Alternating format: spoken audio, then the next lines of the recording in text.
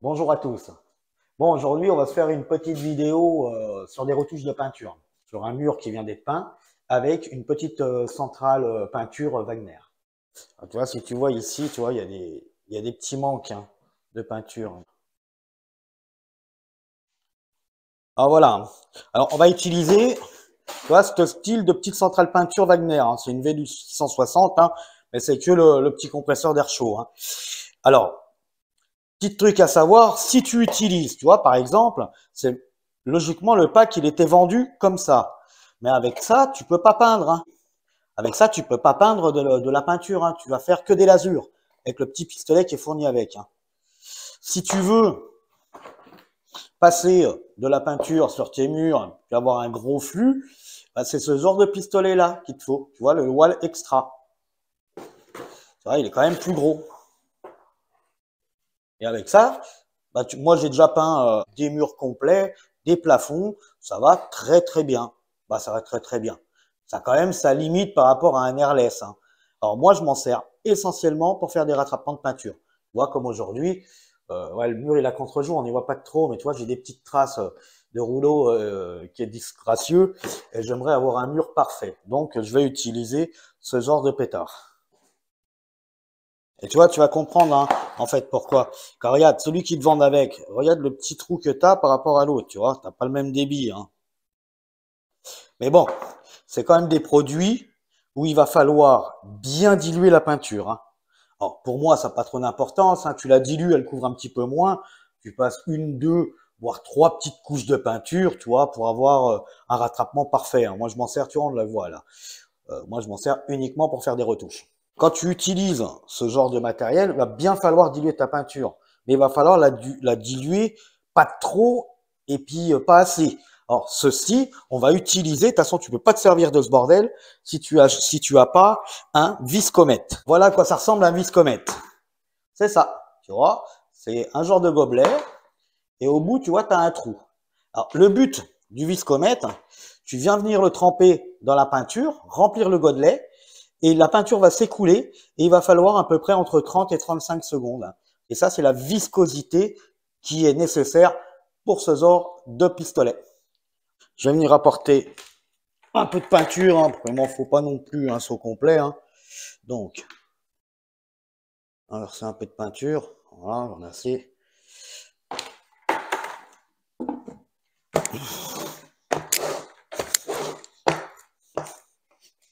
Et hop, je vais venir la diluer.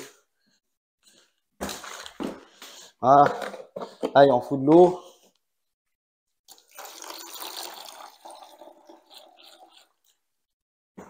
Et tu viens remuer.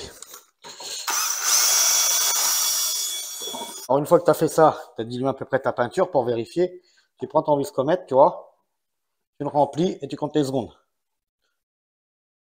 13, 14, 15, 9, 30, 31, 32. Voilà, 32 secondes. Impeccable. Il faut que tu sois entre, allez, on va dire 28 et 35. C'est bien. On va le mettre dans le pot.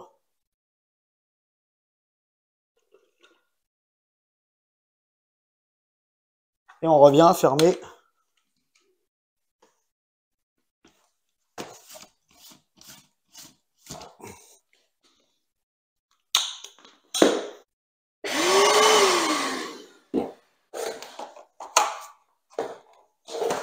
Voilà.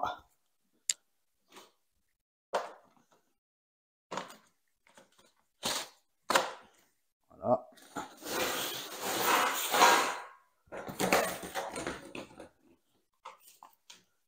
Et voilà.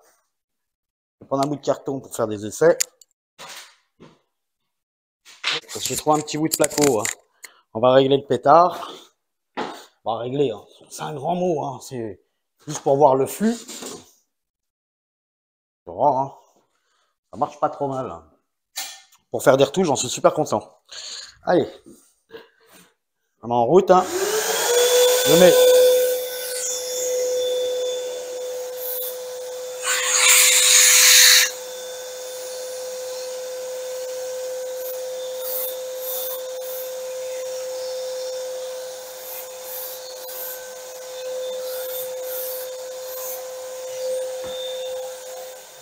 malgré que ça a été dilué, tu vois, ça recouvre quand même pas mal. Hein.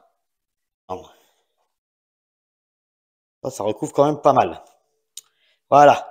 Donc, je vais juste baisser un peu le flux. Là, tu vois, j'ai une toute petite coulure qui est ici, tu vois. C'est que, c'est au début, quand j'ai fait le premier trait, j'ai mis trop de puissance. C'est-à-dire, je vais baisser la puissance à l'aide de la petite molette ici. Hein. Ça balance le moins de peinture possible. Hein. Et à la rigueur, je peux passer. Là, je suis sur les gros jets. Alors, ça fait vraiment un recouvrement impeccable. Autrement, je peux mettre un petit jet ici. Voilà. Bon, allez, on fait les retouches.